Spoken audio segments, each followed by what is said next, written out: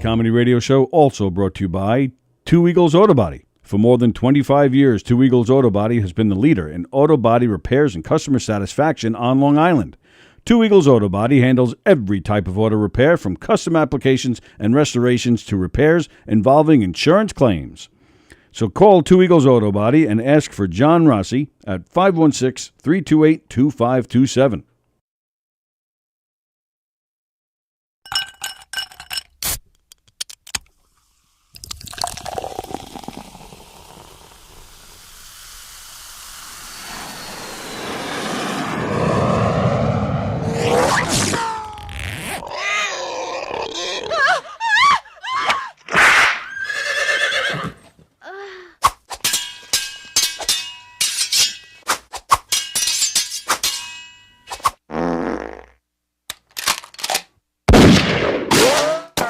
Taxi!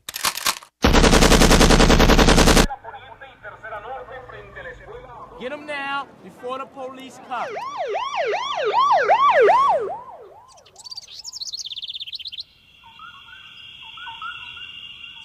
T-minus 5, 4, Hey, come here. 3, 2, 1. Ignition. Liftoff.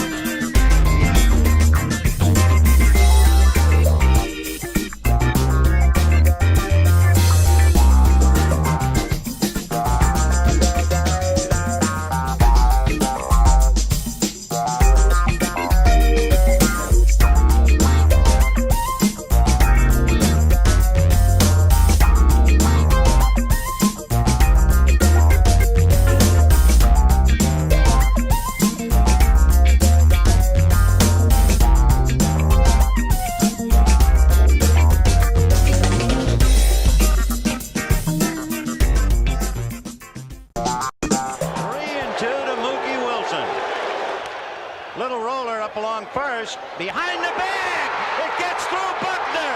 Here comes Knight, and the Mets win it.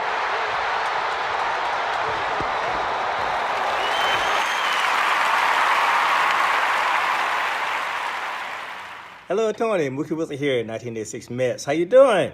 Long time no see, man. Hey, man, I miss you guys, man, that Knockem Day Comedy Radio, man. I miss you. I wish I was still up there, man.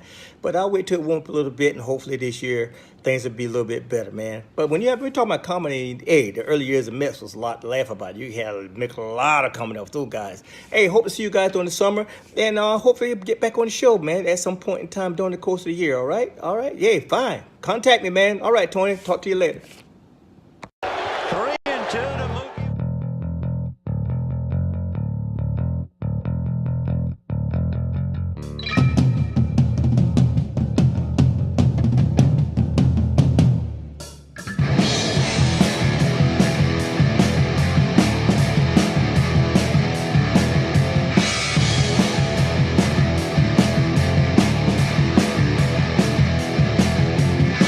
You wanna listen in as the show begins. You're telling all your friends the party never ends. Knockem Dead.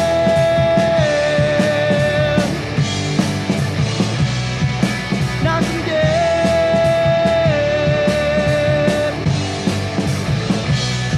Comedy show.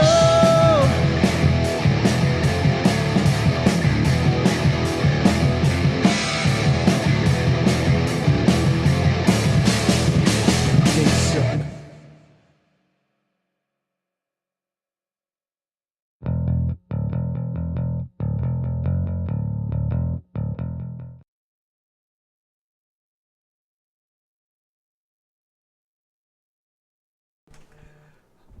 Hi. I forgot to turn the lights on. That's all.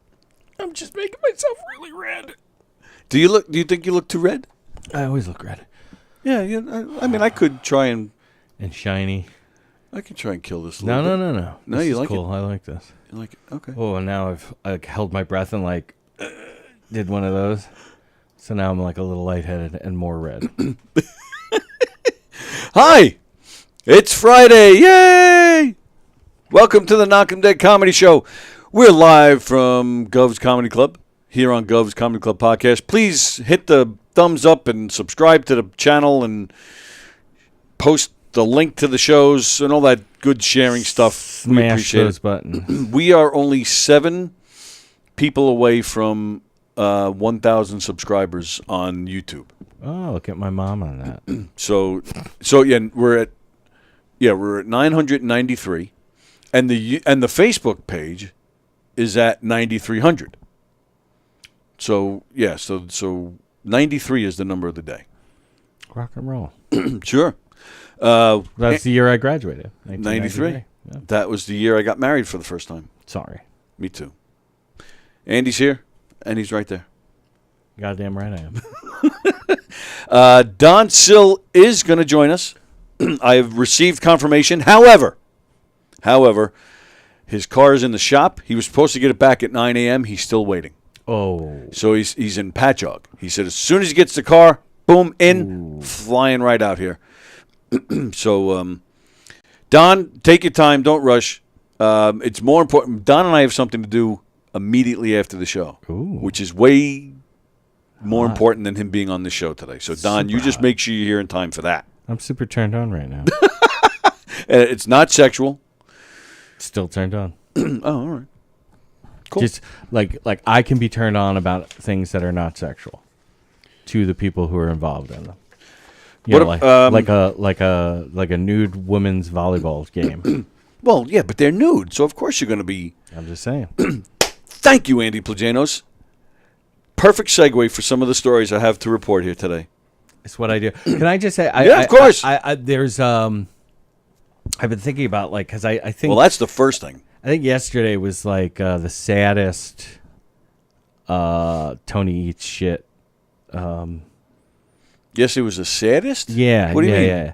Well, first of all, not knowing what halal is, that's sad. Why? Because it's culturally significant. Like, there are halal places everywhere. I'm aware of that. But then to know what they are, you saw them all around. Like, if you saw karate dojos and you didn't know what karate was, wouldn't you be like, why are there all these dojos? No. Really? All right. No, a karate place. All right, I know that's martial arts. Halal, I knew it was a restaurant. I just didn't know what the word meant. That's what I did clarify that yesterday because Brandon, he went into this whole history thing. I was like, no. I said, I'm just asking what the word itself, like, where did it come from? No, it's literally like calling something kosher. It's Right, literally okay. the same. It's the Muslim version of kosher. Which he said that. he did. But he Yes, kept he did. backing away from it. And that's where I would have hung my hat. But here's the thing. I think that all you need is a little tweak to the Tony Eats crap or shit or whatever the fuck you want to call it.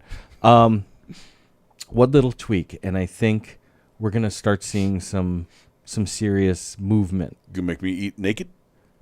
Almost is that we get you a blowjob, and as you're orgasming, you try the food.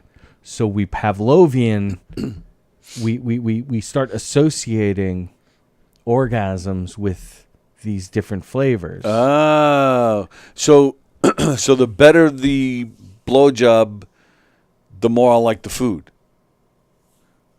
Well, I think if you orgasm, it'll just be like you'll associate the feeling of orgasm with eating new foods. But that's a lot of concentration right there, man. No. You're just like, you sit there, somebody blows you, and the moment where you're like, Brandon stuffs something into your mouth. Well, that just kind of makes the whole thing even weirder. That Brandon's going to stuff something in my face while I'm orgasming. Well, you'll the fact that also he's get there, into having people watch. Too. Eric Shevlin is calling me. okay. Just call him right back. Should I call him right back? Yeah. All right, do whatever you need to do. Let's do that. Let's see what he wants. I'll put him on speaker. Oh, good. And I won't even tell him. Yeah, he'll know. He knows. Hey, Hey, what was the name of that bar that Billy Joel got started in that corner in Plainview? shit. It wasn't.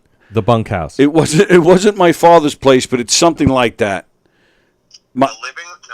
No. No. Oh shit. I'm so happy I don't have any pressure for this. I'm sorry. What? Call your buddy Stutz or whatever his name was. Why? What do you got a bet going? What's going on? No. It's just right here. Why Danielle thought I was lying to her. Oh no, that's definitely the spot. Oh, okay. Oh yeah. Yeah. But we don't know the name of it? It'll come to me. I'll let you know. But either way, that's definitely the spot where the bar was. All right, see? So I wasn't lying. No, you're not lying. No, I thought it was like another thing that he was going to make up, and then I tell somebody that. People would be like, "What are you fucking talking about?" I got your back. I love you so much more than him. I got your back. It's true. Yeah, but we don't know the name. You got to call your buddy. All right, I'll find out. I'll get back to you. Thanks, man. All right. Maybe he didn't know. I ever tell you that story? Well, that's... Well, all right, Carol Miner first. So today's number of the day is brought to you by insert Andy's cat laugh. Fremder, one gyro plus another gyro equals two gyros. We so yeah, Eric was referring to this guy, Mike Stutz. Mike Stutz runs the biggest Billy Joel Facebook fan page. Right. So is he the one that does like a radio show too, or no? Or is that the other guy? There's another guy upstate. Oh no, that's my friend. Those are my friends up there. Whatever, old white guys. They're not doing that show anymore. They're not doing that show anymore. So Mike is from Minnesota, but I knew he wasn't from here. Right. Minnesota. He talks like they do in Fargo. You know, yeah. I'm familiar with the northern Midwest accent after being in North Dakota for the 3 years I was. But he's got this big thing. Like me personally, I'm a big fan of the music. Like I don't need to know about Billy's marriage. Like I don't care about that shit. This is when Billy wrote this when he had anal warts. Exactly. Yeah. But this guy, Mike Stutz, he's big on locations. This is the house Billy grew up in. This is the house where Billy did this, and this is where he wrote this song, and this, Right. And then he goes even further with it. He likes to go to these places. He likes to take pictures. Sometimes he'll even go and recreate Like he'll go to where an album cover was, photographed, and he'll go and he'll like recreate the pose, and to me, I just don't get that stuff. Winchell has a bit that he's been working on for a long time. I don't know if I've ever seen him actually perform it, but he talks about he's from Sag Harbor, and like it's a historic town, and they have like these plaques and everything, and he wants to give tours, but he wants to include the entire town's history. So it'll be like, okay, this is where like a Civil War or whatever, a certain amount of people were taken from here, and this is where they left off from, and this is a blowjob bench that this girl I went. It's that's really funny. It's so funny, and he's still trying to work it out, but stay tuned. Back in 2016 when I went to England, again, I'm not big into locations, but when I went to Abbey Road, I was like a little like, holy crap. But so I got a little more of a little bit of an appreciation for what this guy Stutz likes to do, but recreating album covers to me, that's like, I mean, unless you do it like altering it slightly, that or makes it doing some kind of parody or something. That's what I'm saying. But so this was, I don't know what year this was, probably around that time, 2016, 17. He's in town, and he reaches out to me, and he says, "You're from Hicksville. Right. Can you take me around and show me places?" I'm like, all right. So I did that I showed him three or four places. And what I didn't realize at the time, because he has posted videos and stuff, sure enough, there's video of him at a pool, and he's like, Billy Joel, as he's filming it, he's narrating.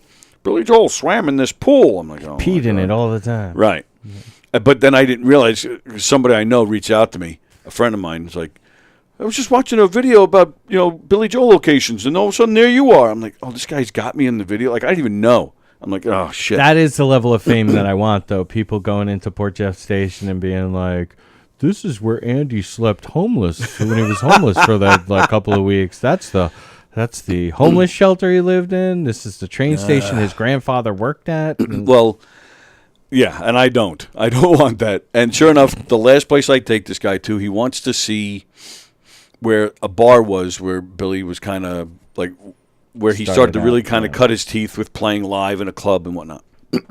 It's not a bar anymore. It hasn't been a bar in years. It's a Lucille Roberts. It's in Plainview. It's right on the border of Hicksville and Plainview, right? So I park in front of the place, and he gets out, and he's got his video camera, and there you crying? You got the window, and you see there's women working out inside. Oh, that's so awesomely creepy. Well, that's the thing. He literally puts his camera right against the window, and he's filming these ladies, and that's me in my car. That's exactly what I'm doing. So then, I look at my rearview mirror. I see a car pulling up behind me. Who lives right on the border of Hicksville and Plainview? Eric Shevlin. Oh, right. I look at my rearview mirror. Okay, so it's right over there. Okay. Yes. I look at my rearview mirror. There's Eric pulling up behind me. I'm like, no. This is the last person you want pulling up behind you. Yeah. In a funny way. Sure enough, he's like, what are you doing? And now I'm going, nothing. I'm just, I'm driving my friend around. Yeah. Well, sure enough, then Mike yells over to me, I'll be done in a second. So Eric looks over, sees the guy with the camera, looks back at me. He's like, what are you doing? So I was like, this guy's a Billy Joel fan. He asked me to take him around. And I was like, Eric's like, right. You could just see it in his head. His wheels are spinning at a super mode. He's probably going to blow up, because there's so many jokes in his head. And I see it all over his face. So I yell to the guy, I go, Mike, can you please come in here so we can get out of here before you get arrested? Right. And now Eric is like throwing every Billy Joel title into his sentence, and like he's throwing it all out there. And I'm just, oh my god. And Mike is like he's not even like he thinks Eric is one of him. Right. We must all be like that here on Long Island. Right. Exactly. I couldn't get this guy Mike back in the car fast enough. And I'll never forget, as I'm driving away, Eric's yelling, keep the faith, guys! Yeah, keep the faith! And I turn to Mike. I go, Mike, I'm taking you back to the train station. He goes, oh, no, I still have 3 hours for whatever was going on that night. I still have 3. I said, not with me, you don't. Right. I drove right to the train station. I pull in. He goes, is the Broadway Mall near here? I go, actually, it is. I said, you walk a quarter of a mile that way? I said, and you walk Super right close, into it. Yeah. He goes, oh, I think I'll go there. Knock yourself out, pal. I like Mike a lot. I've known him since the 90s, but he's been in here. He's been on the show. He brought in Captain Jack. I think it might have been the first time we met Captain Jack, Right. who, became a semi-regular a part of the show for a while. And, unfortunately, he's now passed. But Mike, I do. I like the guy a lot, but it's just not – I don't hit that level of fandom. I just like the person's work. Right. Whether it's music, films, theater, whatever it is. Do I somebody enjoy? Points it out like you're like, oh, cool, all right, but, Right. Like I'm not taking a fucking picture. I have no desire to see like. I did a job when I worked for the phone company. I did a job at Glass Houses. That famous album cover. Oh, okay, sure. I did a job. It was up in the North Shore of Long Island, Oyster Bay, working in the front of a house. The house was on the water, so when we were done, we had about a half hour to kill before we had to head back to the garage to end the day. So the guy I was working with says, let's go take a walk in the back there and check out, the water and the boats. I was like, yeah, great idea. So we go back there. We're just looking out at the water. We're checking it all out. We're going to go back to the front of the truck. We turn around. Now we're facing the back of the house. We both stop. And he said to me, you see that, right? And I go, yeah, it's the Glass House. We had no idea. We were there all day. We just stumbled upon it. Like, I don't seek those things out. Like I said, go to England. Yeah, you're sightseeing, you're touring. That's what you go to, another place for. So Jack Abbey the Road. Ripper stuff. Yeah, sure. Exactly. Right. Like Rex. Right. So, but yeah, like this, and I've told it on here before. This guy, Mike, I also took him to Billy Joel's, the house that he grew up in. And I said to him, at the time, she has since moved, but at the time, I knew the girl that was the current owner. And she had actually reached out to me. She was like, I get these Billy Joel freaks taking pictures at my house all the time. Can you put something out there asking them nicely to stop doing this before I fucking kill somebody? So I did. And then I said to this guy, Mike, as we're driving there, I go, Mike, please, he still got out of the car. He's walking all over her lawn, snapping pictures, taking video. And I'm yelling at him while he's doing it. I was like, Mike, she's going to kill me. And that level, that's just not me. I have no desire. I want people to walk all over the lawn of places that I lived. Yeah. Yeah, no, because I don't live there now. Like if they do it now, and hopefully I'm rich enough dog that shit all over the lawn, so they're stepping in I it. could release dogs to fucking, and I could watch them tear them apart. But I don't care. You know what? Come to my house. You want to come on my house. Come on my house. I'll if I'm not busy, I'll stand there all day. And I love talking to people and meeting people. In fact, a guy stopped me this morning when I was coming in here. He was asking about my prosthetic. I sat out there for 10 minutes talking to the guy. God, I would hate you. No, I'd love that stuff. If I had to ever go places with you and be around. It happens all the time. I can't stand because I'm such a dick. Didn't I tell you when Myrtle Beach, we were walking along the boardwalk at Myrtle Beach, and it was the day that we were starting to feel the effects of the the food poisoning. Yeah.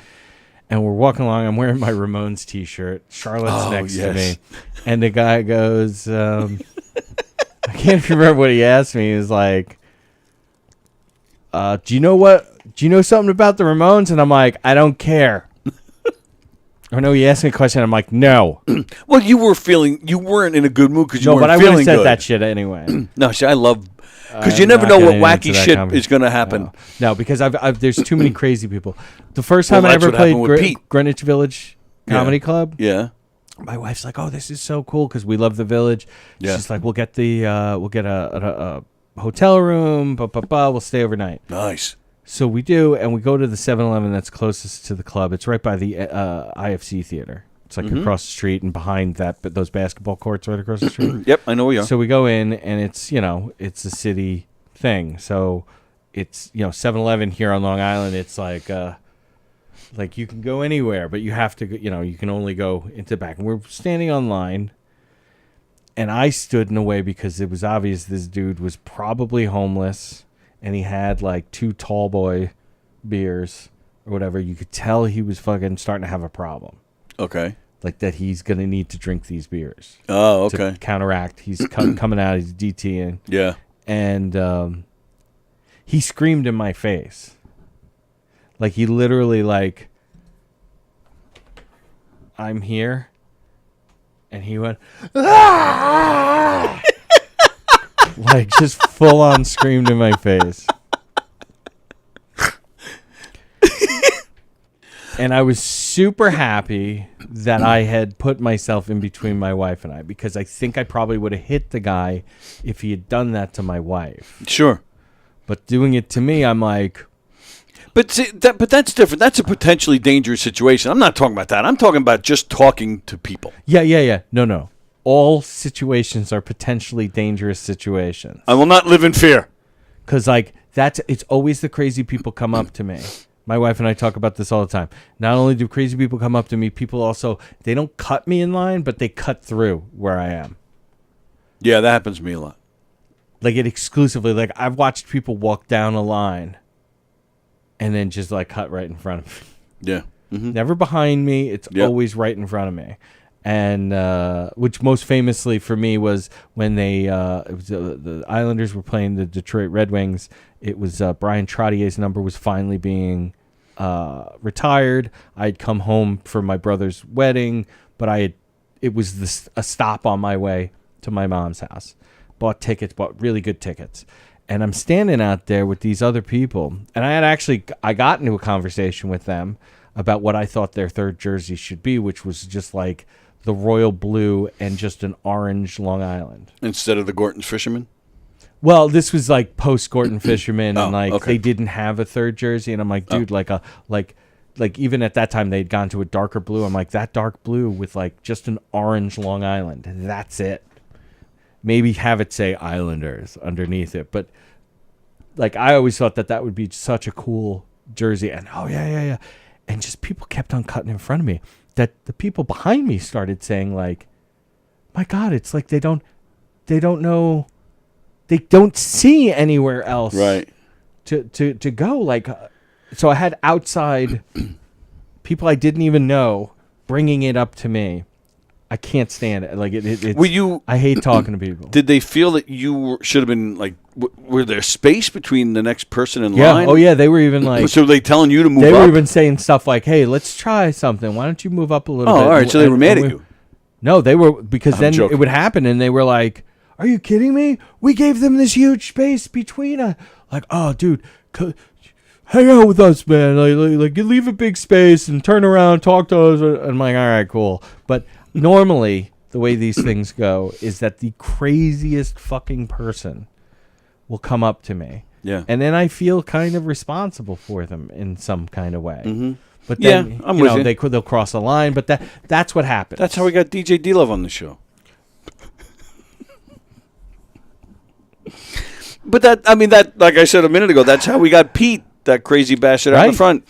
Because I do like talking to people, and it ends up like that. Because, like, right away, like I was watching, and I'm like... I know, I remember you telling me that. I'm like, this is fucking bull. No, this guy, because that's what I'm saying. Like, I have a hair trigger when it comes to fucking crazy people. I don't. And even people, like, I just don't want... Like, I was in Target with the girls, and... So we're like, there's like a fucking crazy long line for self-checkout because while I in principle agree with like your take on like, like jobs and everything. I'm already getting angry. But the thing is I'm better at doing this than they are. Like I'm better at checking out. So I used to do it. Like, I worked at Walgreens. I worked the front at Walgreens. When I can check myself out way faster than these people. And I don't want to have to deal with any of them. But we go into a regular line. And seriously, this, you know how like there are the like drink thing and magazines or whatever. Yeah, this woman just like appeared from behind like the magazine rack to be right behind Charlotte, and she was like drool breathing. She was like, "Oh, I hate that." And then she starts talking to my daughters. She's like, see girls excited to go back to school? And I'm like...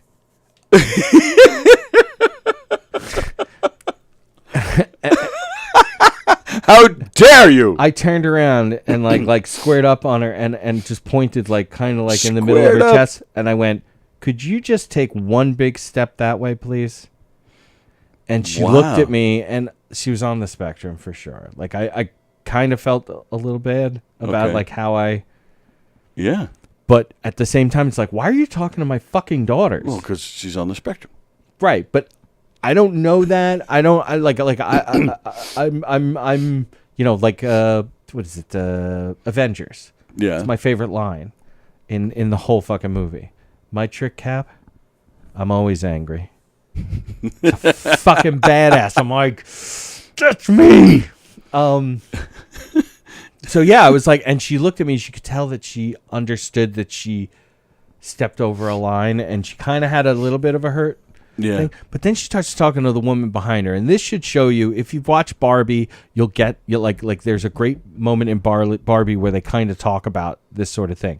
The woman behind her was fantastic at handling the stupidity of this woman and her issues and whatnot. I would just be like, I don't care. You know what I'm saying? Like, that's how I would handle that sort of thing. But this woman was like, oh, you have cats. Oh, that's great. Yeah, I have 2 dogs. Like, that's all. Women are so much better at conflict resolution. But that's all you got to do. You're going to be out of there in 5 minutes. Who cares? No, she just started talking. She was drool breathing and talking to my daughters. Well, the drool breathing is annoying. And then went straight to talking to my daughters. Like, it wasn't even like... Yeah, but she wasn't like... There was nothing creepy. She didn't say anything out of line. Just say... Yeah, I don't know that, though. In that moment, you don't know where things are going to go. Oh, if it goes, sure. I've been in way too many where things start off innocuous, and all of a sudden I'm fucking fighting somebody.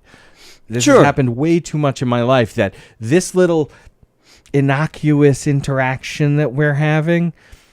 This isn't what everything is going to be. All right, so everybody stay home. Yes. And that's why self-checkout sucks, because then you lose your social skills. And stop fucking talking to me. Don't make eye contact. I get that. I totally get famous people be like, don't make eye contact with me. I don't want to have to fucking... Not that I think I'm better than you. I don't want to see your eyes. Well, I understand, because they get people making eyes with them all day, so they get tired of it. I get that. But you and I don't have that problem. You may not. Just last night, I was here at the club last night. I'm driving in the front, and just as I pull around to this side lot where we park, there's a guy, and he's just standing there, and the whole time I'm making the turn, and he's just watching me the whole way. So as I'm passing, I'm kind of doing one of these. I would have already been like, take a picture, it lasts longer, you piece of shit. No, that's the thing. He kept watching me. He watched me until I got my usual end spot there. I park, and he's still... I get out, and now I'm like, what is going on here? I get out of the car, and he still watched me, so I did. I didn't even close the door to my car. I just stopped, and I'm just now doing it right back.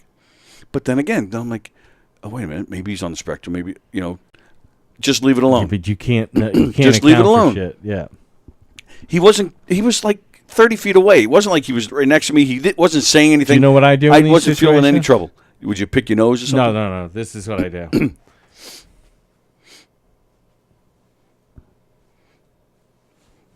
Oh, my goodness.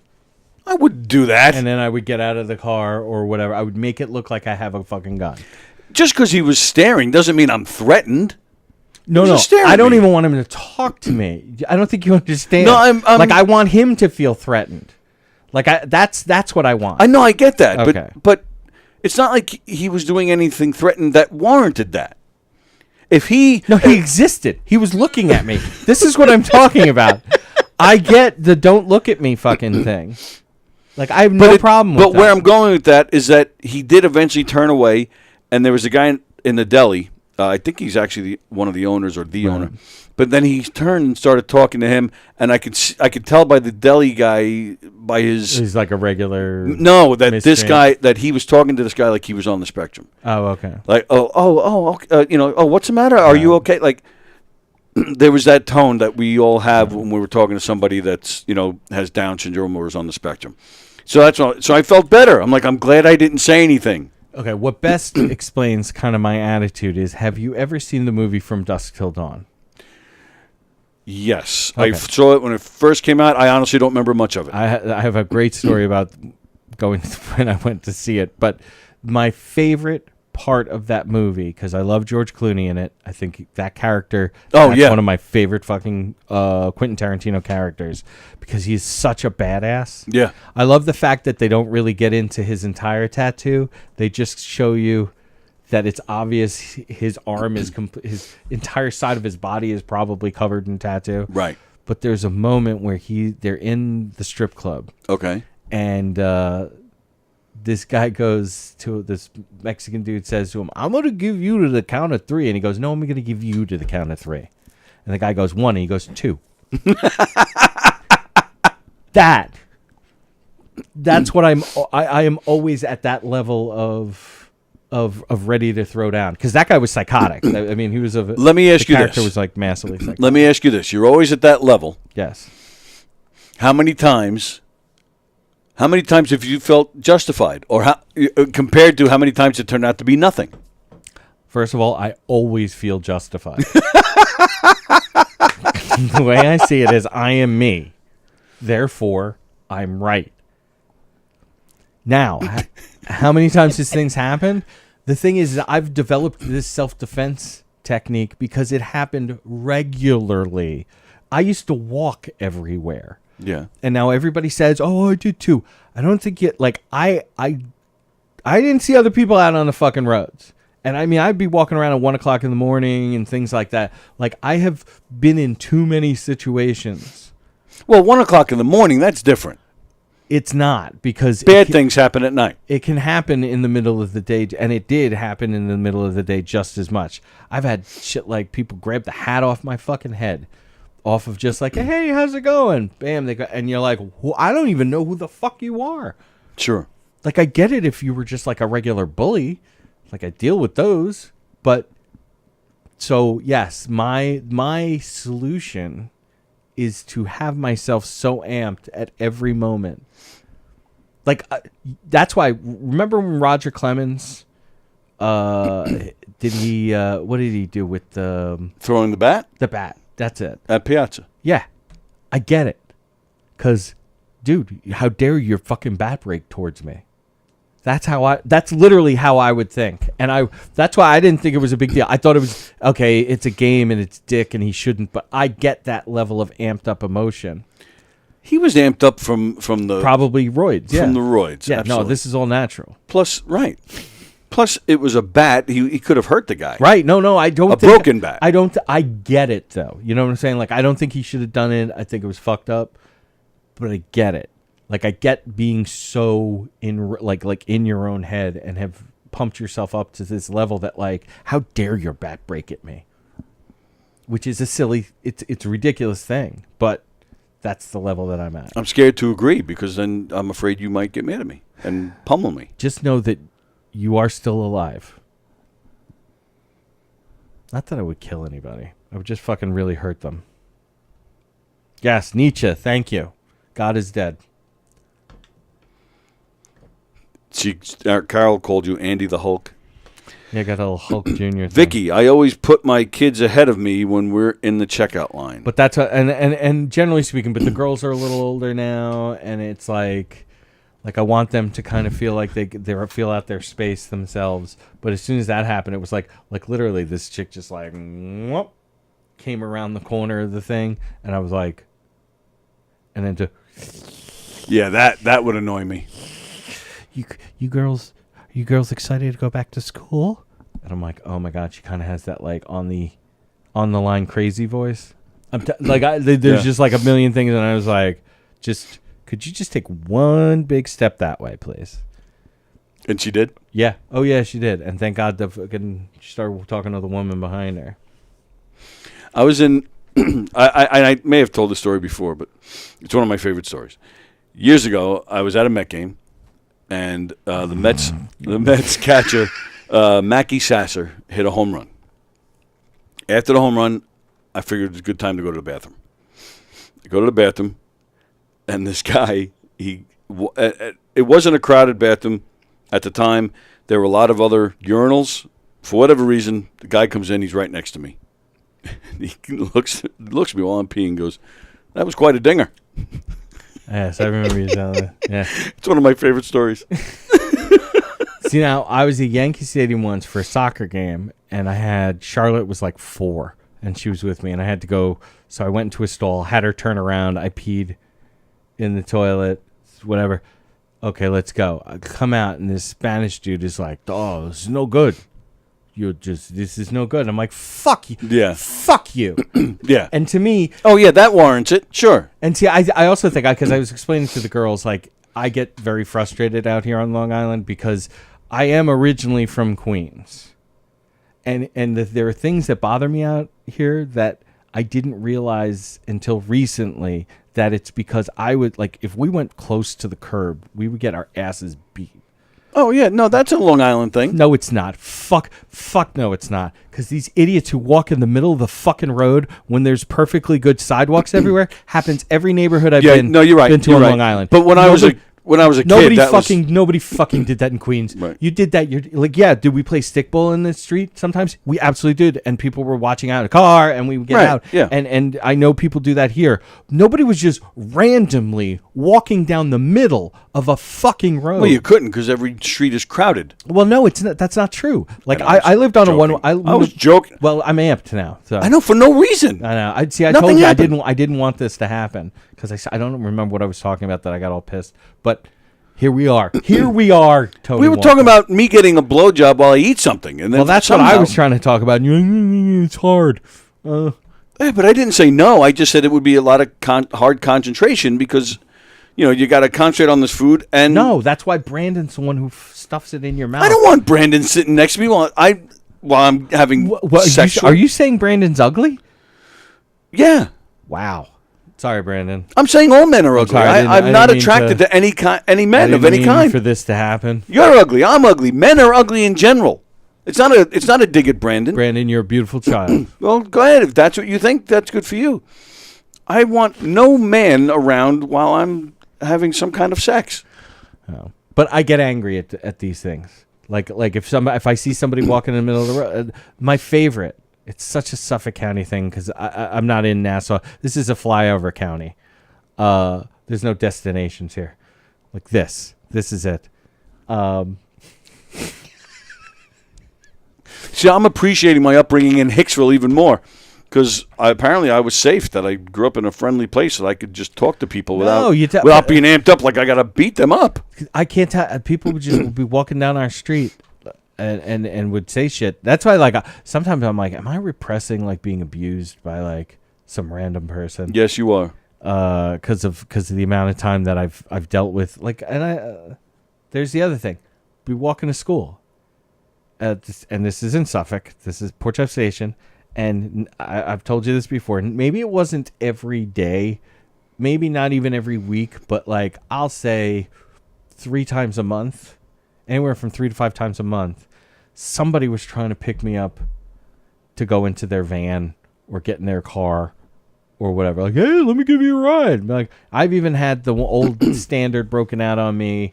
Like, your mom was at an accident at work. Be like, okay. And she sent me to pick you up. I'm like, you obviously don't know my fucking mother. So, right. Like, no, it happened to me once. It happened to me regularly. And I know some friends that also happened to. But again, so again, I just grew up in a safe place. In a fake safe place. Fake? Yeah. Like, Hicksville is fake? No. Nassau Fake safe. Fake safe. Yeah. Not really safe. Sure it was. You guys were harboring the Long Island fucking serial killer for how long? And nobody said anything? Which one, Rex? Yeah. You were living right around the corner from the guy. I was living pretty close to him. I knew his kid, his stepson. I knew the stepson.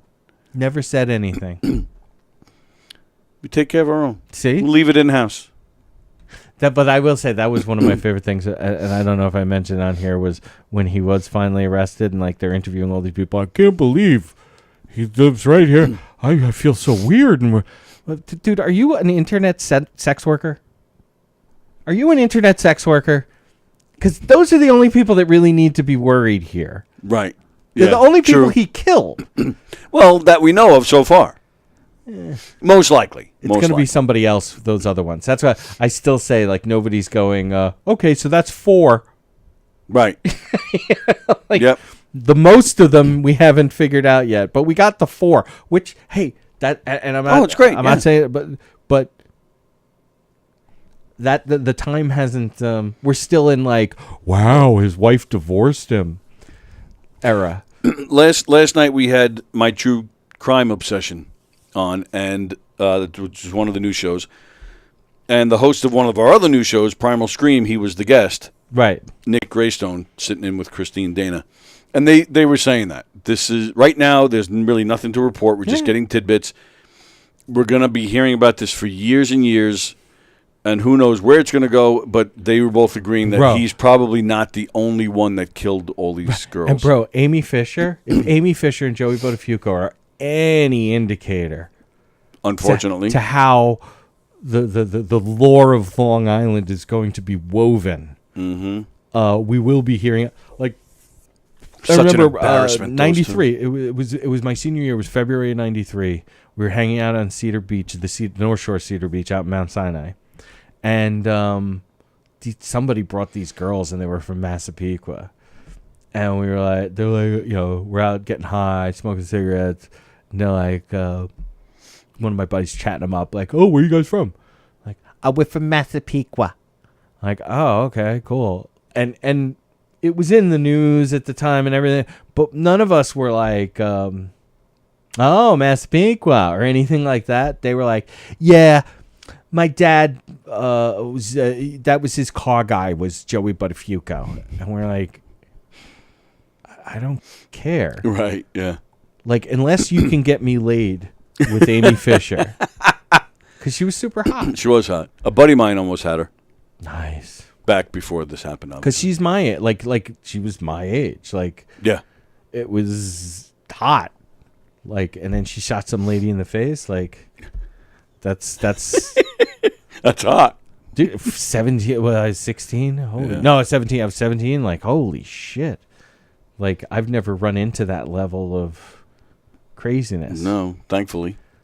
And if I did, I would tell her to go fuck herself. Right.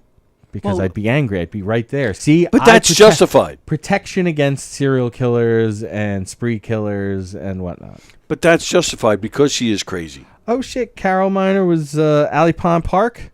We used to go hang out at Alley Pond Park and come up at, like, what was that, the Clearview or the Northern State? I'm not even 100% sure, but there was a part of the park where you could, like, walk up and, like, you're standing in the middle of a highway, of a parkway. Oh, really? Yeah, it's fucking awesome. I like Fremder for once. Green Hulk, Red Hulk, and the most terrifying of them all, Banana Yellow Hulk. Banana Hammock Hulk.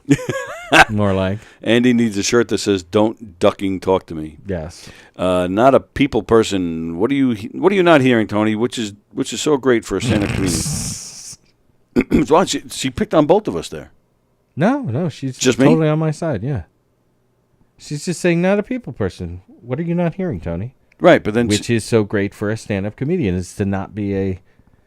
We need to work on your sarcasm. Your reading skills. That's not sarcasm. Right. Well, no, you should be a people person. Wears my name on her chest. She wears my name on her chest. On her back. Chest. Titties. Nice ones.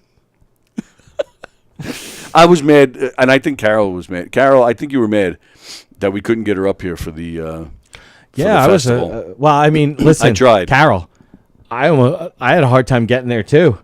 Like, and I'm on the island. So. Oh, that's right. Yes, you did. Yes, you did. That got me on my latest, like, referring to Nassau County as flyover. Because then Mo was trying to, like, oh, we have a beach right here. Take you a half an hour to get to your beach. It takes me 5 minutes to get to my beach. Your beach has rocks. Doesn't matter. Doesn't take her a half hour to get to her beach. I bet you if the traffic is terrible, even if traffic is at its worst, I will be at my beach in less than 10 minutes. She lives in Rockaway, which is close to the beach. She said Limbrook. We were talking about Limbrook. Well, Limbrook isn't far. It's like it borders but you have Rockaway. But you have to get on to all whatever. Anyway. All right, but I lived in Wanto near Jay. It took me 5 minutes to get to Jones Beach. So Billy and I went over to Jay's house the other night. Why? For Billy to pick up, but for it was a really great hang. We were there for a few hours. Oh, nice. And Jay's great, man. I got so high and I'm like, I had already given myself up. I was like, all right, I'm not going to care because I care about where I am and directions and things like that. I'm like, don't care. Billy knows where he's going. We got GPS. This is cool. Okay. And we start driving. And the thing's telling him, and we get to, like, What were we doing? You were heading back home? Yeah. Okay. I don't know how, but we're like, come up to Sunrise, and it's like, make a right on Sunrise Highway. And I'm like, Not from Jay's house, you don't.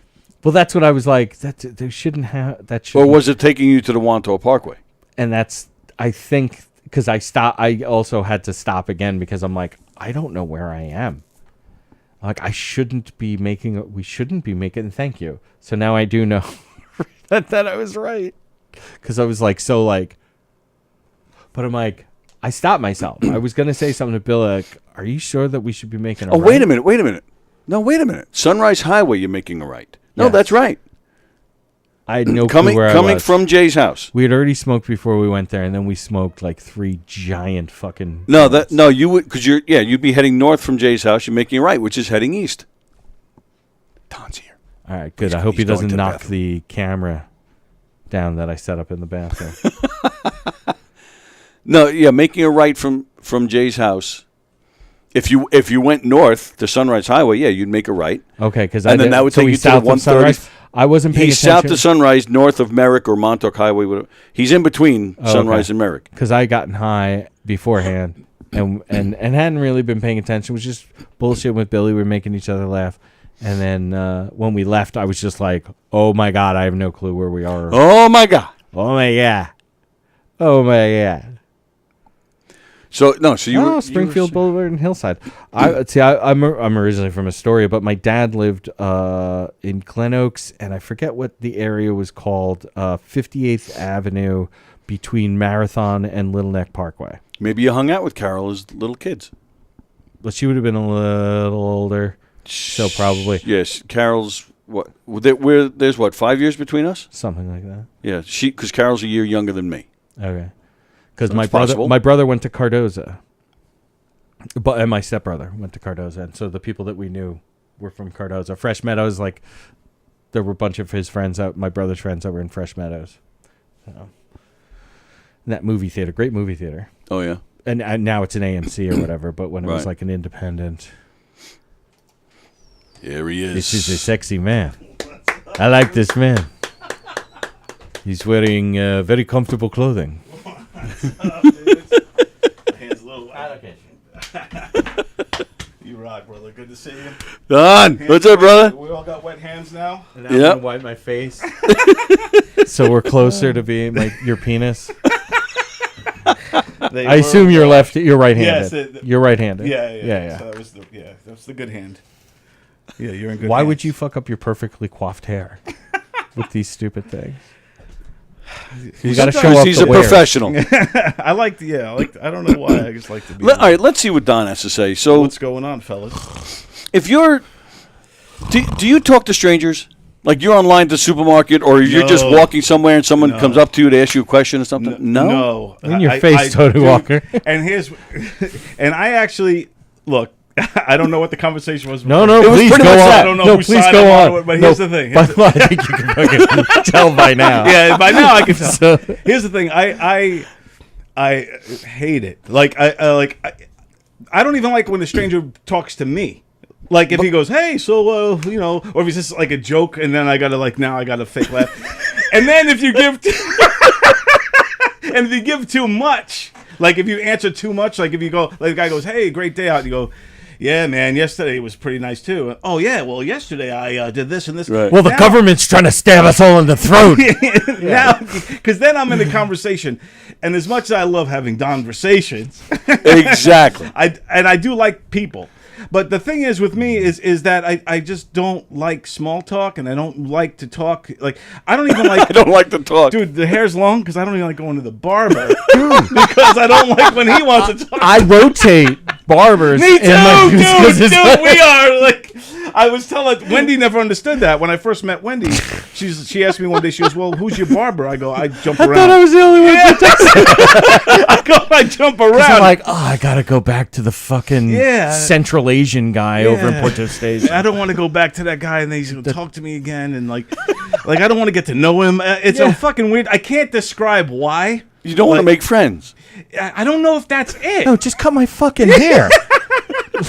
Even outta the, here. the girl cleaning my teeth, they want to talk nice. It's the same type of thing. Oh, well, that's my Then wife. you Yeah, can't, yeah. But you can't talk because Right. you know. You're Right. like, And they do that on purpose. Yeah. No, my wife will tell. She's like, she actually has this super high-powered vacuum that during the pandemic that was recommended, and she just like fucking turns it on anyway, so she doesn't have to talk to people. Yeah, exactly. But no, I do understand the flip side of it, like talking to people and being friendly and Stop wanting trying to to get to know suck up people. to Tony. You You're know? already here.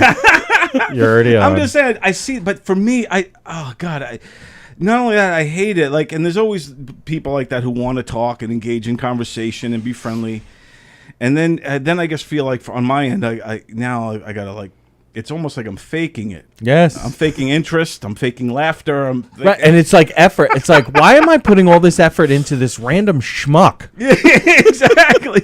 But, all right, see, but that's my point. I don't see it as effort. Dude, Wendy's the same. Wendy? Yeah. She gets off of a plane and has Facebook friends now. Like, you know what I mean? Like, Yeah. and that's, I don't know about you on the plane. No. I don't like talking to people on the plane either. Like, I don't want to get to know the guy next to me or the woman there. And I hear sometimes, because it's, 3 seats, and Yeah. the other 2 will start to make friends. Yes. And I'll be left Oh, out. now, yeah. And they try to include you in the beginning, and you're like, yeah, I just like. but then by the end, you're like, they seem like they're having a good time. Yeah, exactly. There is a part of feel like no one's asking me. They don't want my opinion. No, but then at the end of it, I'm like, they also could be psychopaths. Right, I yeah. didn't know, so it's better. I'm actually okay with not having this right. interaction. Because now. it's funny because when you hear the other 2 hit it off, you feel like you're on a double date and this guy's closing the Right, deal and you're yeah. like the. But again, it's by choice because I didn't want to talk, and I don't know. It's Well, see, freaking- there's I can't- also I can't put my hand. there's a look, component. There's another component to the whole fucking aircraft thing. Is like you get in and like let's say you're out in the waiting area. This happened when I was younger and single and whatnot, or married to the first wife anyway. And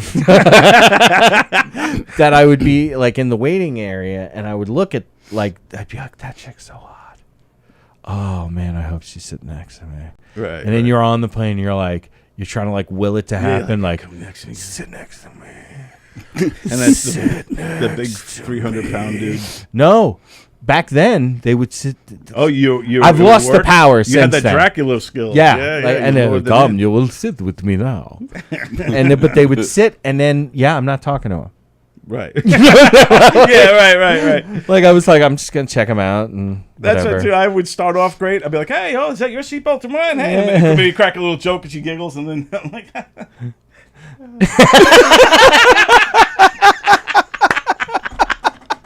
That's exactly, dude. And I'm like, and then like I always get the window. Right, I always yeah, buy a me window too. I'm a seat. and window you're too, just yeah. I try to look at her without looking at her. Cause That's you're what like, yeah, you're like, you get your body like this. Yeah. Looking out the window. The one thing I hate about the window seat is I never know if the people want the open or shut. Oh no! I have the window seat. I will open it and shut it at my fucking leisure. But then they're always looking in your direction because they weren't looking out the Turn window the fucking too. light on that. Right, yeah, like if they want to look out the window too. And then Right. I'm like, So now they're looking at you the whole time. Well, then Right. you should have paid extra. can't look. There's a video on YouTube of this guy. He's sitting in one seat. There's another person in the front seat. Sometimes the way the seats are. Yeah, you saw that? And it's on the no, but it's on the border. It's kind of on the border. Yeah. Both seat. So the guy opens up the window, and then the other hand from behind closes it, and the guy's like, and it's like real. And Yeah. it's like, they're fighting over the fucking window. It's so great. Dude, yeah. But then, hot chicks, never. Same thing on the train. I'd be, Oh, yeah. like, when I was a kid on the train, because you're facing here on Long Oh, I Island. hate those seats.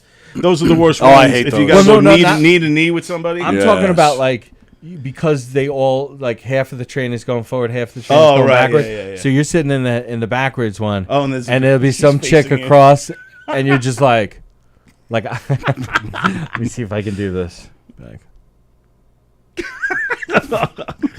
Like I would do like real low key kind of fucking like flirty shit. like little And signs. they would like a lot of times they would get back, and I think it was the safety of like I'm not getting up and going over and Right, talking. right, like we're just gonna like look at him like I'm checking him out. Dude, what's crazy is now I think the three of us can all say this. We've entered the creepy zone. yeah, now. been in the creepy zone. Yeah, which sucks. It sucks because I don't like now. It's to the point, like I got a 16-year-old daughter, 16-year-old stepdaughter. They're bringing their friends over. Now I can't even look in their direction without feeling like, oh my god, this guy. And it's just. Well, I've been trained. Like I feel like you train like when the kids are little of like when there are hot moms around, right? Yeah, to just be like, yeah, you just kind of. Like as if you're not phased or you're not like a man anymore. Exactly. No, that's not me. I'm not trained in it. I'm a dope. I would fuck every fucking every one of his kids. I was the one staring at the hot moms when we were kids. Right. I'd be the one getting nudged. No, hey, that stop looking at my mom. But when you're young, it's okay. But as an yeah. adult, it's like you train. Yeah, but now I'm safe. Like if I had the two 16-year-olds, I'm safe because I'm not. But even a 25-year-old, it's too young for me, so I don't find that attractive anymore. Yeah, but it's their perception. That's okay. They think we're creepy. I'm not being creepy. Right. If I enter the room creepy. and a bunch of 16-year-old girls are at the pool, let's say I go to the public pool and there's all these young girls. Now I'm the guy that's on the defense all of a sudden. Yep. Because they're all like, is this guy watching us? Swimming and splashing and jumping around, but I'm staring at their moms. I admit that it's your mom. I'm not staring at you, bitch. I'm staring at your mom. There's this place Salsa in Port Jeff, and it's like you sit at the counter, which is actually at the window, and you can watch it's a great place for people watching. Right. Yeah. So my best friend and I, when he got out of the Marine Corps, I got out of the Air Force. We would go down there for lunch all the time or dinner, and we'd be sitting there. And anytime you saw like a hot younger girl. Like, we could be in the middle of a conversation, be like, yeah, that's when I told young girl, get out of my mind. Gary Puckett. And then you would follow his gaze to be like, and then now it's both of us saying, my love for you is way out of line. Better run, girl. You're much too young, girl. And, like, that was, like, our whole fucking... You must have got so laid with So them. I still... Oh, God. Well, no, we weren't going out after them, and they were young. Like... But when I think there's power in numbers. So like if the three of us went somewhere, we wouldn't feel as creepy. It's when you're all alone and you're the lone old guy. If we had a boat, we could get laid. If we had money and a boat, then they'd all of a sudden we want not creepy anymore. I love that. All of a sudden, he's kind of cute. There's that meme that's out there that's like these hot chicks in bikinis and they're on a boat. And then it's like, who's taking the picture? And it's like these fat dudes in Speedos. Dude, money will get you everywhere. Hell brother. yeah. That's why I work hard. I'm trying to make that money. Trying to get those girls on a boat. Carol Miners says she wasn't mad. I think it was before you got here. I was talking about how I felt bad because I was trying to raise money to get Carol up here for the festival. Oh, right. Yeah. Then I went. I have a close friend who works for American Airlines, so I went to him.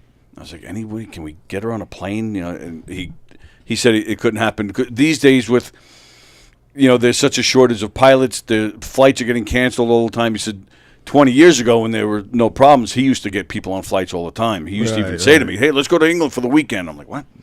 But anyway, so I tried. So I mentioned how I was afraid Carol was mad at us, but she's saying she wasn't mad. She's just going to wait for Comic Sans to have an opening in Dallas. Hey, well, I'm all for that. We have a couple more festivals out there that we're waiting on responses. Yeah, Vicky hooked us up in Rochester, right?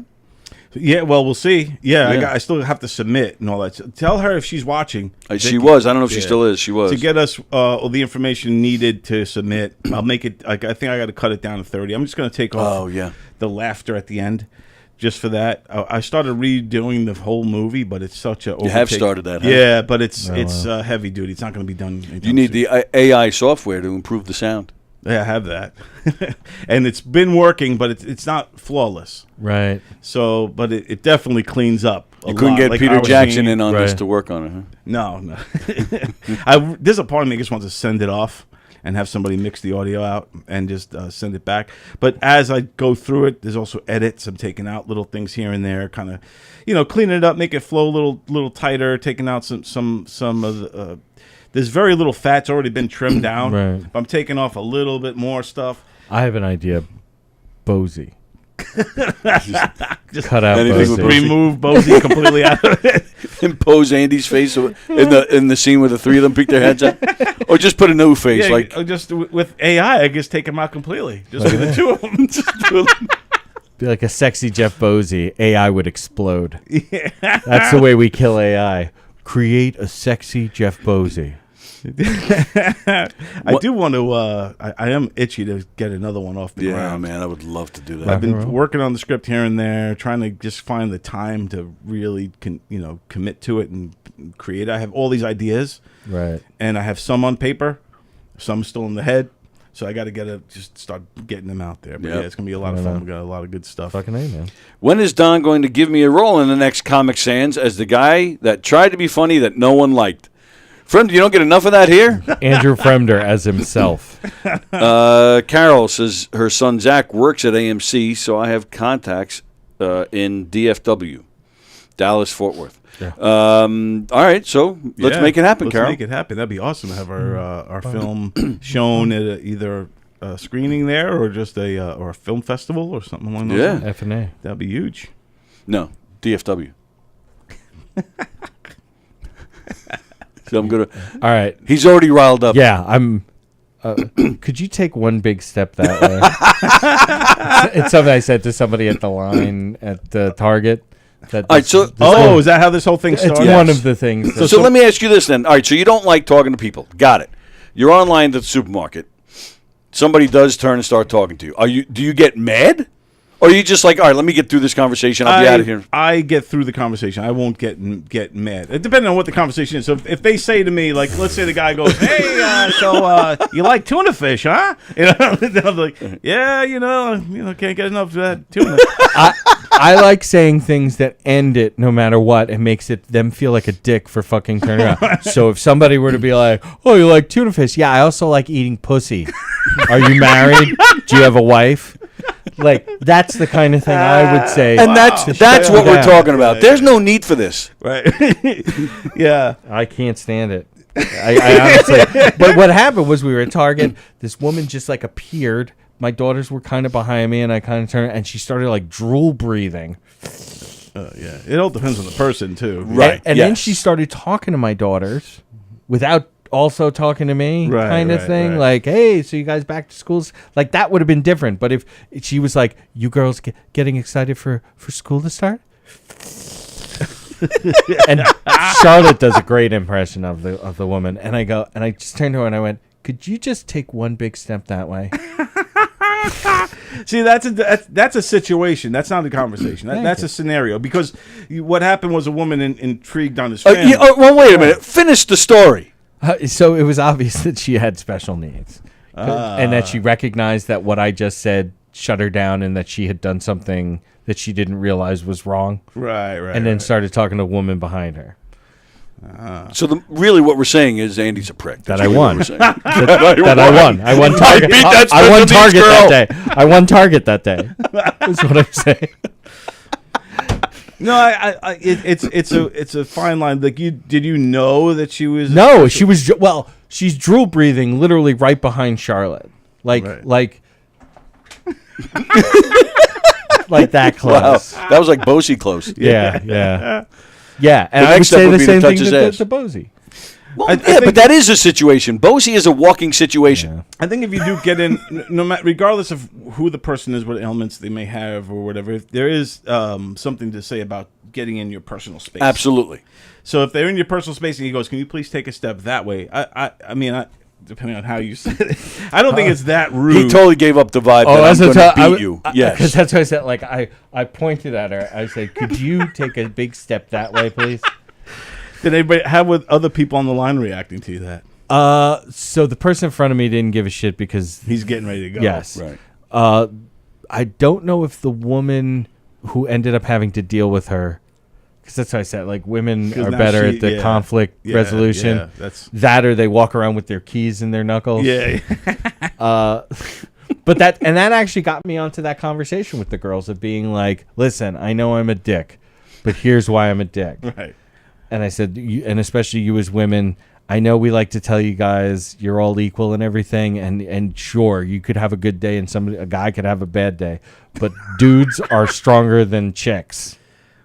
That's true. That's biologically so correct. you just have to be you have to be smarter. And I said, did you notice that woman behind was able to conflict resolve with that woman, whereas I was not, because I know me being intimidating and forceful, that stops it. Right. But a woman can't do that, so they learn other techniques of doing that. So I said, be more like that woman, or I guess you could be like me, but you're gonna get into some fights. A combo, but I think the situation, you never know when you're in the situation, right? So like I don't know. Right. That's what I'm saying. That's exactly what I meant. Because now talking about it, we could say, "Oh, I felt terrible." I totally felt terrible. Yeah. The look on her face of like her recognizing that she did something, and then at that point you realize. And the dad in me was like, "Oh, why did I?" And that's where I was going before. I said the but amount it's of times if I'm acting really fucking cocky about it. The amount of times you have an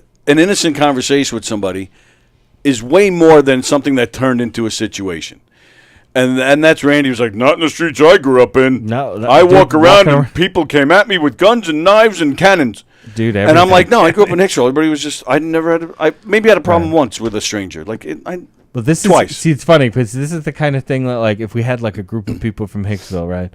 And sure, they'd all start off being on Tony's side, but then I'd be like, yeah, but what about this sort of situation? Yeah, that sort of thing did fucking. You know what? That did happen. And then you would be like, I didn't know that happened. You never told me that. And all the people from Hicksville would be like, Tony, you're actually fucking wrong. That's happened. That's happened to me. I've had Jewish friends from Hicksville talk about what a the tough upbringing they had. God, and I'm like, what? Here on Long Island? Billy Joel said he had to learn how to fight box because of bullies and stuff like that. That's why he learned how to fight. Oh, they were definitely bullies and stuff. And I've had a few stranger danger situations growing up, but for the most, like 90% of the time, it was just a fun place to be. That's why, like, kids that I grew up with, when they complain about, like, oh, there really isn't racism. Like, I went to a school that was like 60% white, 40% Spanish. All right, yeah, so here, Brentwood, man, and African American. But see that it was a United Nations school, man. But like the people that I grew up with, they'll say now, being like, there really wasn't racism back then. Like sometimes we had some stuff with the Spanish guys. It's like, yeah, there were 2 black people in our fucking school. Right. Those people had a horrible time. Right. Because you weren't even thinking. You were looking past them. With me in my school, growing up in Brentwood, there was. It was a lot of black people, a lot of Hispanic people. Now it's mostly Hispanics. Brentwood's almost completely taken over. But infested. He stopped himself from saying infested. Well, that's how I met I got taken over. For the record, I got 3 Puerto Rican daughters. But because I grew up in Brentwood, I was all of me, my brother, and my sister all have Hispanic. You can't even just. But your mother is what? Filipino. Filipino. So I'm Asian. Yeah, you are. I am. No, you're totally Asian, and possibly a little Spanish as well. Yeah, I do have Spain some Spanish. From Spain. Yeah, exactly. Right. So, in our school, we weren't divided so much by race growing up. At least I didn't feel that, having my privilege and all. No, but we grew up divided more by jocks, burnouts. Like, that is sort of the classic Gen X. Right, Gen X had a lot of and the cool kids, and it was all mixed. There was cool, like in the cool group, let's just say, and these were like in those days the cool group, musicians, arts, people in the arts, kids, a lot of weed smoking, that kind of, and they all hung out, and there was Asians, blacks, Hispanics, white guys. All together under the veil of being they're the cool kids. Yep. Same thing with the jocks. All the mix of races with the jocks. So the way I remember it, again, there could be some other guy from Brentwood going, "Are you kidding me, man? They hate us."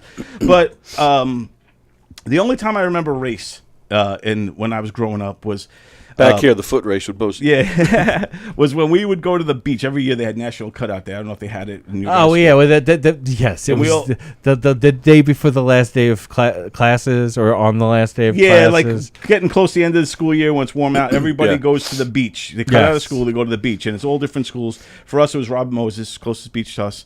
And Field 4, I think, or Field 2 or Field 4. But anyway, I remember this stupid kid. He's a friend of mine. Grew up with him since we were little kids, and everybody goes their own ways when you get older. This kid, his name, I won't say his name, but he was wearing a shirt like that, it wasn't a Nazi shirt, but it said White Power, and it said White Power on it, and I forget when like the electric, the lightning bolts. The lightning bolts. So he wears that to the beach. What the? So now. That's and he used to awesome. always carry an axe to school and all this. What? He was nuts. Yeah, an axe to school. Imagine that today. But anyway, His so last name Huerman? no, What the hell? he's Bozy. a nice Irish kid. Anyway, Mick Thomas. So no, I didn't know Mick in high school. But anyway, so we're at the beach. All of a sudden, now we're out by the parking lot. We're getting ready to leave. We're like standing on the sidewalk there, before you get into the parking lot. Yeah. This kid comes running. John. His first name's John. He's running towards us and he's like, guys. So I look and I see behind him a mob of like black dudes chasing him.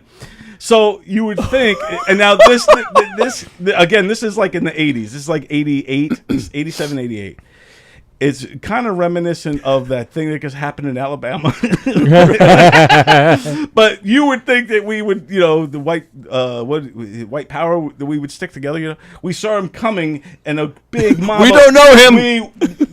We all ran. So we ran. I remember running into the dunes. So we ran up into the dunes, and now we're watching. We have like a bird's eye view of this guy running through the parking lot, trying to weave in and out of cars and get away from these guys. They finally got him and beat the shit out of him, and then finally, and it was no weapons or anything. It was just old school beat down, just being. But then cops and everybody showed up and got there, and that same day, there used to be a guy. Do you know on Howard Stern? He was the white rapper. He used to call in all the time. He was a white rapper, and but he also went to my school, and he also was there that day. He used to prank back in the old days of Govs. He used to prank it. He used to like. On the message board. I don't know if you remember what I'm talking about. No, I have no idea what you're talking Anyway, his friends are gooning and whatever. But anyway, this dude. Oh, I got you. Yeah. This dude also got the living shit beat out of him, but he was bigger and tougher than John. Right. So he was able to throw a couple guys off of him and keep the fight going, but somebody got him with a bottle. Ooh, goodness. But that's the only time I've ever really seen a full-on race thing where I was like, holy shit, like I'm a mark right now. I'm a target. Because I'm white right now, like because he activated them. Right, it wasn't about being That's white. That's why I said about the Alabama thing, because that Alabama thing, when you watch it, it's not about race. It wasn't about race, but if you're watching it and you're online, you're a black person, and you see a bunch of white guys all of a sudden gang beating this one black dude, and they came out like the damn Avengers. One dude, I take the water, jumped in the water, swam across. And that guy was like 16 from apparently. Yes. He was a kid. And they all came out and then they chased them to their boat and beat the shit out of them right in front of their boat. Yep.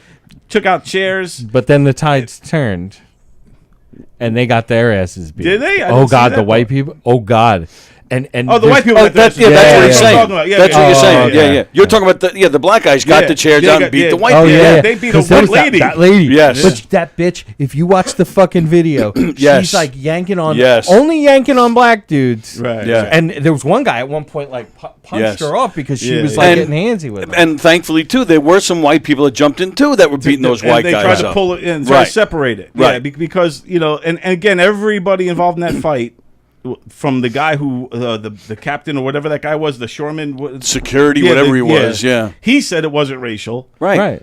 He just wanted them to move the damn boat. Those idiot white guys. So there was so many things wrong that were just wrong from the beginning. Those guys should have moved the damn boat. They shouldn't have been there to begin with. Right, exactly. That's like that's it. This, but that's such. And then the gang beat if you're having a fight 1-on-1, if things get escalated, you fight. The guy throws his hat off. All right, let's go, motherfucker.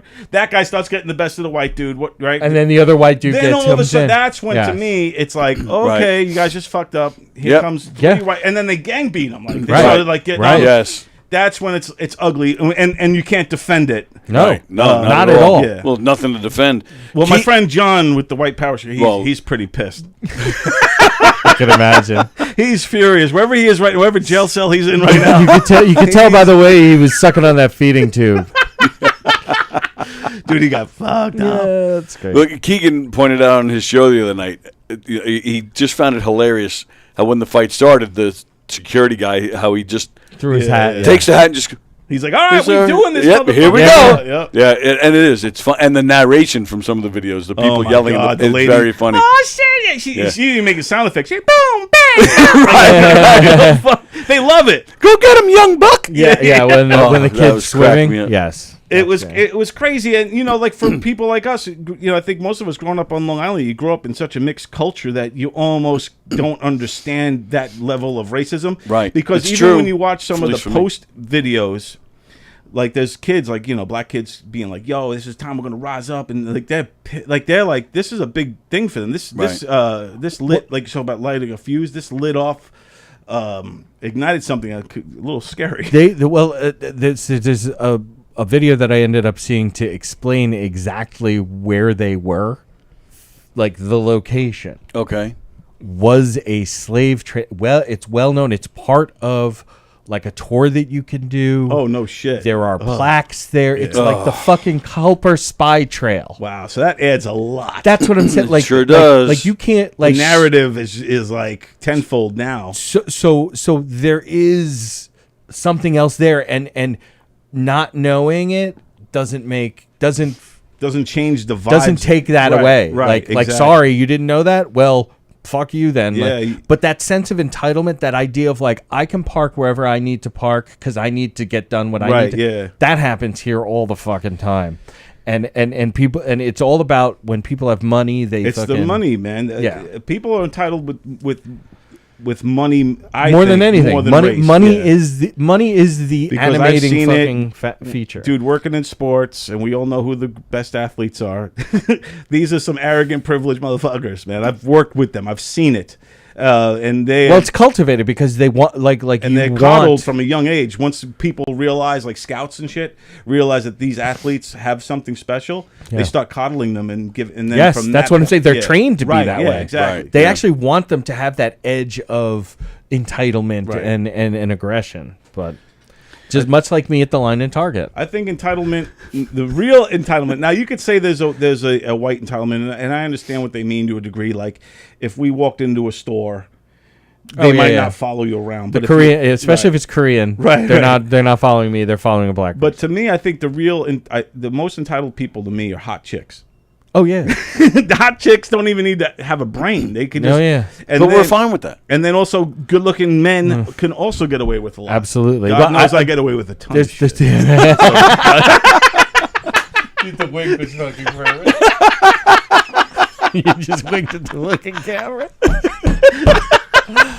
But money is the biggest. But money is the biggest one. No doubt, absolutely. But I'm not denying any of the other stuff. Yeah. And I believe, just say it because we're talking publicly here, and I mean this. Everybody needs to be treated equally, and Absolutely. and Well, see, it's funny because a friend of mine used to be like, dude, you're like, I don't really see you as racist. I'm like, no. I'm like, I'm me, and you people are you people, and I actually mean you people. right, Like I actually do mean that as like, yes, you people who are not me. right, exactly. Like I am me, and yes, I have my things, but like you people, you have your things, and I don't give a shit, and I don't need to take it over, and I don't need to criticize it because I don't give a shit. Right. It's not my stuff. But Yeah, no, it's such. There's so many fine lines. There we go. There's so many fine lines and tripwires in life that you could say the wrong thing, do the wrong thing, bump into the wrong guy, step on the wrong guy's shoes, say something wrong, say a pronoun wrong. There's so many things that could get people fired up. That Yeah. it's almost like walking through a landmine. Like, But this is where we get to the point where it's like having respect for other people. Be like, okay, I mispronoun you. You tell me, and you'd say it in a respectful way. Right. I'm sorry. I will try better. I can't. But also, we're sort of all at the age where it's like I have spent most of my life Right. not I'm used to a certain dealing, way. and so Right. I will try. But I'm not. I'm going to say I'm coming, and I'm not going to get angry at you because you want to be recognized as you are. Okay, yeah, I'll do that. but there is some weird like The problem is when somebody gets overly offended that you like, hey, dude, I am sorry, and I'm not telling you to change. I'm saying that I'm having a hard time. I'm trying to be vulnerable here. I'm having a hard time changing, so you need to kind of work with me. I called this woman. I said he misgendered this woman the other day. I said, I'm sorry, it's the beard that threw me off. It was like, I was like, forgive me, dude. Your dick's bigger than mine. Yeah, it's like I understand you're wearing eyeshadow and a fucking wig, but I'm sorry that I didn't realize. And then I got it right. Then I made believe too, and I said, "Okay, yes, you." I mean, look at your penis. That it's was way bigger than mine. Like, where are you that you're naked? You know? Yeah. Well, Like you can see it. about You gender. can see the line of it through the skirt. Right. I see the outline through the skirt. Your balls are hanging. You're wearing such a short skirt that your balls are coming out. He was saying he didn't have a leak in his house. That I didn't get to tell you. Like, so that's what the ghost's dick. Right, It's coming out of that's the what I ceiling. posted. It looks like a penis was coming to my yeah, wall. But now that you know it's not a leak, we now know it's the ghost's penis. Yes, it's coming through it's a. It used to be a male ghost, but now identifies as female ghost.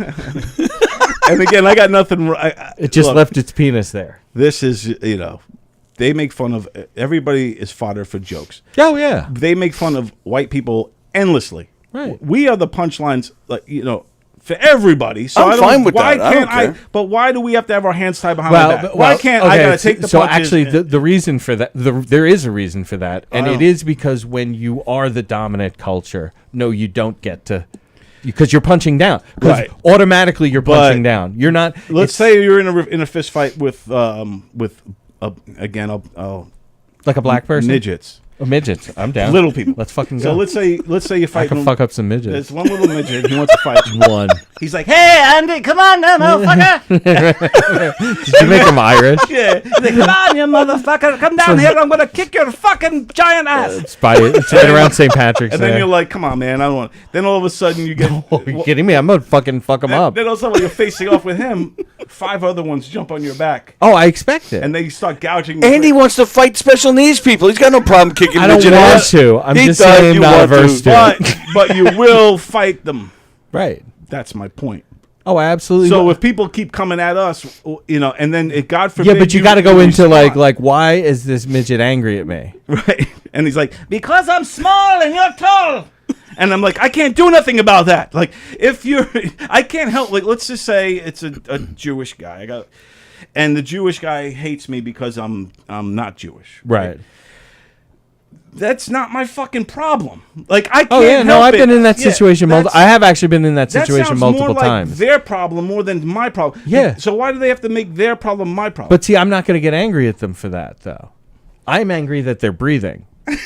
Oh, the Jewish people? No, anyone, everyone. No, but I'm just talking like we're talking about how it seems like when it comes to comedy and jokes, there's a certain portion of comedians that have their hands tied and they're not allowed to say things. And another one that's completely free to say whatever they want. Well, that's not entirely true because I've seen people get policed on the other way, but the problem with no one's writing going to a get joke, canceled saying white cracker or fuck you whitey or I hate whites or I don't Yeah, want but they are going to pay a price. They are. Yeah, maybe. Because because they're not going to get the opportunities and they're turning off people from being their fans. Like, there is social value to all of this, but it doesn't seem equal because we are part of the dominant culture.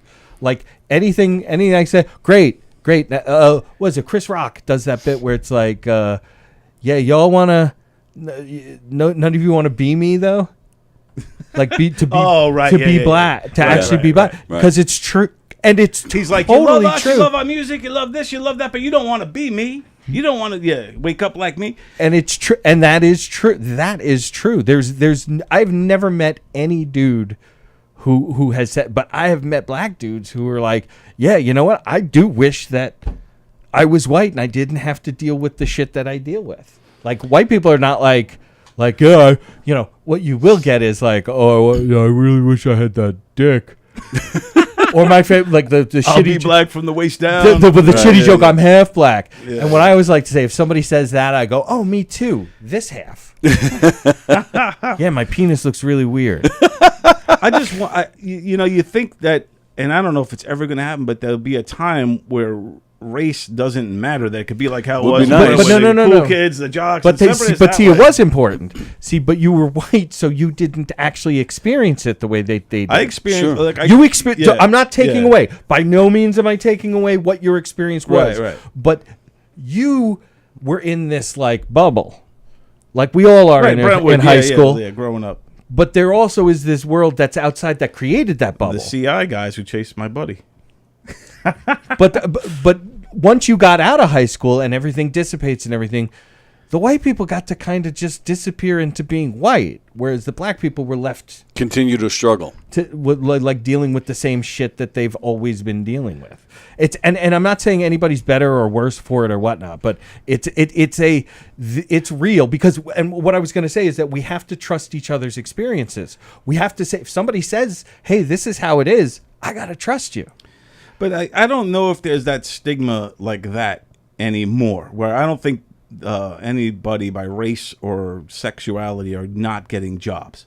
Or I think in some cases they have a better opportunity to get jobs because of their race. I know bar owners who exclusively hire females. I know bar owners who that's different. That's exclusively the hires product. men. That's the product. If you've got Hooters, I don't expect to get hired as a waiter at Hooters because I don't have. But that's but see that's just like that like it's in the name. It's Hooters, Right, But yeah, I'm talking that's what about I'm saying. I'm talking about an Irish bar. Well, if They'll you're a only bar, hire females. Well, because now I want my clientele is if I'm doing a demographic, I say my clientele is the guys that come into my pub here are 30 to 50-year-old white dudes. And if I have a bunch of hot girls serving, they're more likely to keep coming back. So I think that's the business model. I don't think that's a racist thing or like a sexist thing. In those bars, it'd be. See, I've worked where they always wanted to have one hot chick on, and what would happen is I'm busting my fucking ass, and I turn and I see a line waiting for her, but she's not. But she's chatting up the fucking person. That's hot chick. Remember I said but they're not making the bar. But the bars. See, this is why there are bar owners who say, "I will not hire women because they're not getting served." Right. Yeah. Well, that's why I'm serving them. Sure, they have That's the dudes. why we need you. But You do the serving. Well, she does the Hooters. We used to she's go to the draw. She's Sunday mornings. We would go to Hooters, right?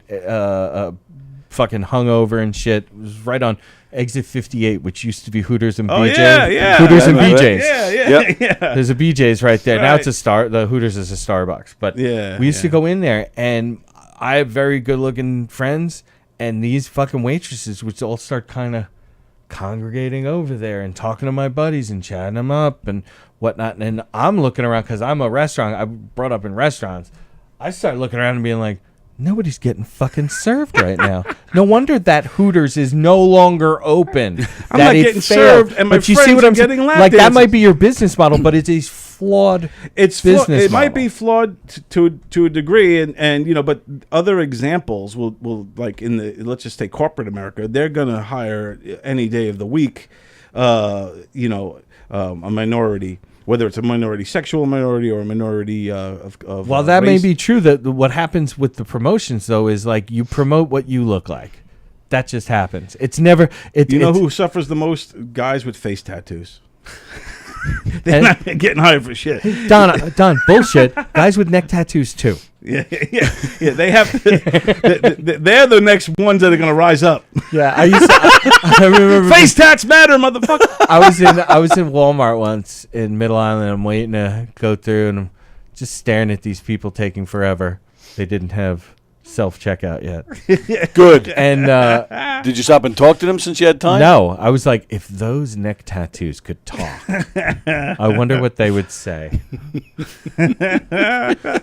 But getting back also to the yes, you can absolutely joke about anything, but the thing is, it's gotta come from a place of being funny. I'm gonna tell you, 99% of these, like, oh, I can't believe I got canceled for saying that, are jokes that have nothing to do with being funny. They have everything to do with punching down or making it. So Chappelle, you think Chappelle was punching down? Absolutely punching But down. you don't think I think it was funny. But I think it was funny because it was crafted. And his story, you saw all three of the specials. Yeah. So you saw the one we saw about Daphne and all that Yeah. stuff. And you don't think that was a touching story to some degree, and that it he was actually absolutely befriended and helped out a trans? But the thing is I'm not. So Yeah, I can only come from it from the outside. I think I mean, look, I think transsexual. What's the right way to say it? Trans, yeah, just say trans. So trans people, right? I think are just like us. They all have their own opinions. They don't all have one. Yes, Right. Yes. No, we absolutely. believe that. So I think some people I think it was funny what Chappelle said. I think it was heartwarming what Chappelle said. Then the other ones, I just want to get mad and triggered at everything. but the thing is usually blue hair and things in their nose. They're the ones that are outraged. We're gonna fight this guy. And then they go to Netflix, 5 of them, and it's usually some big fat fuck with a boob thing. But see, that's 5 people. Is Chappelle still on Netflix? Yes. Yeah, Chappelle won. So, but that's what I'm saying is like, Yeah. who He cares then? defied the cancel. But they spoke out. They wanted to speak out. Fine. Like you didn't get enough people to agree with you. This is the free market of ideas. That's what it is, and that's what. And people I are think allowed to disagree with what you are But bringing. that's my point. The original point was, why can't we say shit? You can, And no, but but you have without- to deal with what you All right, have so, to. well, it's then- part of what saying if- something in public. So then we got to means. rally the troops. The next time there's a trans comic or a gay comic who talks shit about straight white men, let's get a whole. Let's us go there and. Then I know that you have not seen a trans comic. Then at least the ones that I know. I've seen the ones that we both know. Right, and all that, like 90% she's of her. No. Her comedy is she's different because you know her. But Don. her stand up is different. She's not. At least the comedy I saw of her, she never directly said you're bad, you're the devil. No, but it's implied pretty heavily. Like maybe you haven't seen some of the stuff, but maybe I but haven't the thing seen is, the latest. You greatest. know her, and that's to me the biggest way to tear down these things is to get to know everybody. Like trust me, you meet somebody, they're gonna, and then when you get to know them, you start actually being able to find the places that you could like. But I think it works both ways. Joke. That's Yes. my thing. Somebody Well, said- they we're know talking us for already. everybody. Yeah, Absolutely. yeah. Somebody sent me a meme. No, but once. they've been living in our culture the entire time. Right. We have Knowing not been and understanding is key. But I'm cutting this short because it's time to go. Yeah, we've already gone Tony over. Walker's so- silencing. Yes, I am. Shut up. He is. Andy censoring doesn't our- like to talk to anybody anyway, He's so I got to censoring stop. our debate. talking to like one person I really like. But at the anyway. end of the day, I do love everybody. I just want everybody to know that. And if anybody got upset or mad, just my fuck name is off. my No, name. My name is Jeff Bosey. no, yeah. No. I don't want to offend. My No. whole point is why is it one? Why does it seem to be tilted? It seems that way Right. because you're not used to it. Perhaps That's what that's I don't like. 100% Is, what I it. don't like is that it's. Yeah, and again, you could say it's the pendulum on the other way. It really is, and you have to go through But those there has to periods come of a time where we could all equally joke about everything. I mean, and there is. Look, if you look at and sorry, Tony, I know you. No, that's all right. If you look at back in the day, I think it was the great Bob Nelson, who I love very much, had his football bit. He used to wear Chinese glasses that made him look. And you can't do that shit anymore, and with good reason. See, that's where I'm like, okay, that's where I understand. But see, we're not even letting these people go to the bathroom right now, so we're not there. We're nowhere near there yet. Well, you talk about your daughters and the woman who came up to you drooling. Would you want your daughters in a stall next to I literally wouldn't give a fuck. a female with a cock? I wouldn't care. All right. I'm just saying it's like weird at all. that one case you don't want the lady too close to No, you. because she no too close to it. It was when she started interacting with Right, us. right. That's when there's a problem. Somebody going to the bathroom's going to the bathroom. Now, what you know about trans people, you obviously don't know too many trans people to think that. How many do you know? I know fucking easily six. You know six trans Six people that are trans. Absolutely. The best I know is Emily. I only know peripherally the other ones. and maybe had 1 or 2 conversations with each of them. Emily, I have regular interaction with. Emily, I would love to get. I had her on my show once. We talked. We had a great conversation. I'd love to get her back on to help us answer this. But I'm telling she you, would be great in this conversation. If you right now. if you were to be able to talk to trans people, they're in the bathroom to fucking go to the bathroom. I understand that. Are there fucking people? I think there may there be a are, third option. but they're going to be in there anyway. They call them trans men, trans women, right? So there should be a trans bathroom. So this way, if all people gender that are bathrooms. That's all. Anybody Yeah, whoever shows up and gets to use it. When I was in Korea, I'm sorry, there was a bathroom at a club that was like a bunch of stalls and 2 urinals. And actually, from one of the urinals, you could go like this and look out into the club. But women were walking by. So I would love go, that. I would love that. So it works. Anyway, we solved it. Great. Perfect. we solved another one solved, guys. I can't believe that just There was happened. nothing to be solved. Just questions. No, I get you, and that's what I'm saying. They're questions. Yeah. Like the conversation needs to keep going on. I can't tell you. It's a hot topic. And people are very passionate about it. And I've tried to get Emily on here, but she works during the day. It's hard to get. But she does have her own show. I don't know if she. See you next Tuesday. On Strong Island. I don't know if they cover topics like this. I've only watched one, to be honest. Yeah, I watched episode 1, and they touched on a lot of stuff. And again, I love Emily. And, absolutely, she's great. And what's her name? The co-host, Kathy Arnold. Kathy Arnold. Great show. It's a great show. Everybody should watch it. Check it out. It's on a competing network. It's all right. Strong Island. Yeah, it's Strong fine. Island TV. Good people. And again, this is literally just questions that I'm having, and maybe. I don't know. Maybe they come across naive because I only know one. But that's all right. Questions are questions. And I don't know. There's like, nothing wrong with that. If you don't know people, I got to go to the same bars Andy goes. But but that's the problem. People get offended. They get offended by what you put on Twitter. They get offended by questions. That's what bothers Just have me. a Yeah. conversation. No, it's Exactly. not. Questions don't offend people. It's when people make statements. Sometimes questions could be worded in a way that it's not a question. Granted. You're making you are asserting a viewpoint without knowing Well, that's what the thing. you're talking about. I'm gonna end this, believe it or not, with a Fremder comment. Let's not forget about why not? Just to make this a complete shit show. Let's not forget about the new transgender G.I. Joe series they're coming out with called G.I. Don't Know. All right. All right. Fremder, thanks for watching to the end, pal. Yeah. Hey, go to govs.com.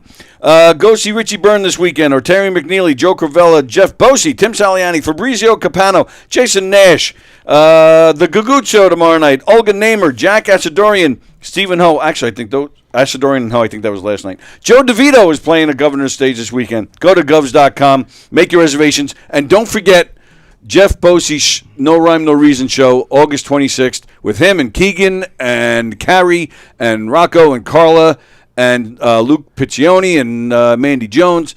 And, of course, September 17th, Knockem Dead Comedy performing a murder mystery at the Brokerage. So go to govs.com and make your reservations. Did you have anything? Yeah, I have tonight or tomorrow night. Saturday night, Farrell's Tavern. I'm hosting. Billy Geyer, the great Billy Geyer, is headlining. So very nice. Please come out. And Donversations tonight at 8 o'clock with Duck Dynasty. Yeah. We got 2 great rappers, country rappers, Deacon Blue and Papa Fresh. Check it out. These guys are from the South. They have Andy's Papa Stale. a new rap. Papa, thank you. And those are his pronouns is Papa.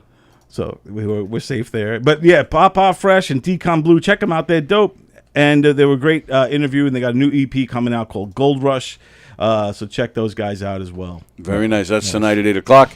We're not doing Green Room tomorrow, so we'll see you Monday. I'll be here Monday. Thank you, guys. Thanks for awesome. this was fun.